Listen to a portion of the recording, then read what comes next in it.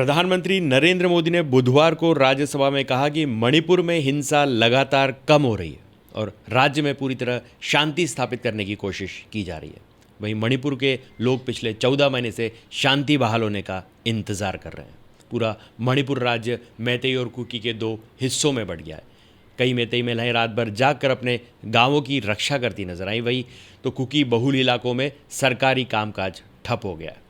मणिपुर के 5 जिले इम्फाल पश्चिम, इम्फाल पूर्व, बिष्णुपुर, काकचिंग और थौबल घाटी क्षेत्र इसमें आते हैं। इन पांचों जिलों के सीमाई क्षेत्र अभी भी असुरक्षित हैं।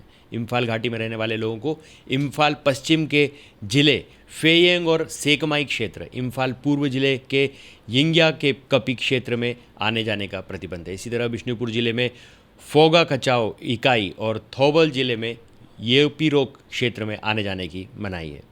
इसके आगे कुकी क्षेत्र शुरू हो जाता है। यहाँ अक्सर लोगों में छुटपुट हमले होते रहते हैं। जब मीडिया टीम इम्फाल पश्चिम जिले के फेयंग गांव में पहुंची तो देखा कि सड़क के किनारे बने कैंप में बैठी महिलाएं गांव की सुरक्षा कर रही हैं।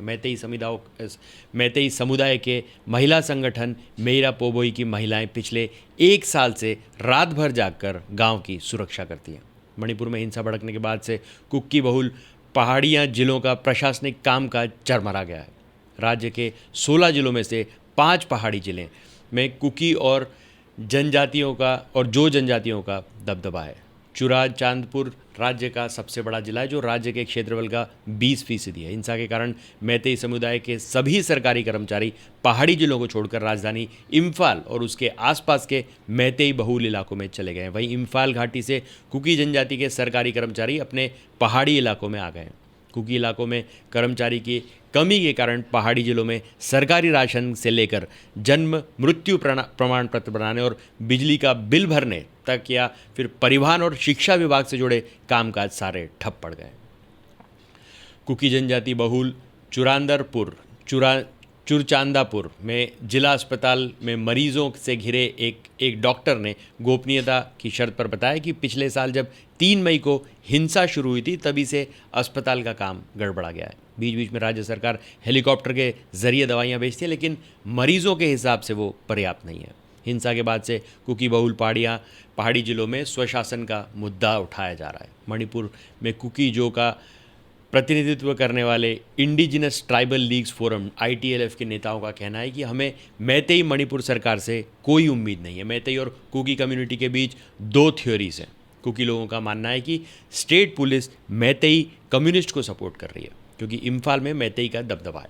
CM से लेकर मंत्री तक सब मैतेई हैं। कुकी कम्युनिटी के DGP थे, उन्हें हिंसा के वक्त हटा दिया गया था। इन्हें राज्य से ज़्यादा केंद्र सरकार पर भरोसा है। मैतेई लोगों का मानना है कि आबादी में कम होने के बावजूद 90% ज़मीन पर कुकियों का कब्जा है। कुकी का म्यांमार से सीधा कनेक्शन है, वहाँ से मिलिटेंट इनके सपोर्ट के लिए आते हैं। असम राइफल्स को अपने बाहरी ऑपरेशन में कुकी की ज़रूरत होती है, इसलिए वो कुकी को सपोर्ट कर रहे हैं। ये लोग ड्रग्स का धंधा करते हैं। मणिपुर की आबादी करीब 38 लाख है। यहाँ 3 प्रमुख समुदाय हैं, मैतेई, नगा और कुकी। मैतेई ज़्यादातर हिंदू हैं, नगा कुकी ईसाई धर्मों को मानते हैं, ST वर्ग में आते हैं। इनकी आबादी करीब 50%। राज्य के करीब 10% इलाके में फैली इम्फाल घाटी मैतेई समुदाय बहुल है।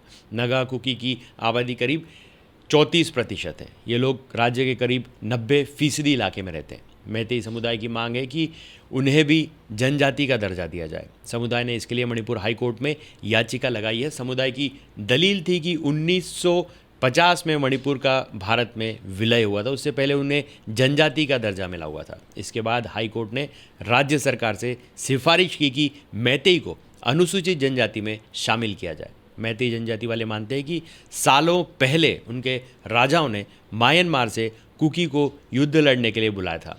उसके बाद से वे यहाँ के स्थायी निवासी हो गए। इन लोगों को इन्हें रोज़गार के लिए जंगल काटे और अफीम की खेती करने लगे।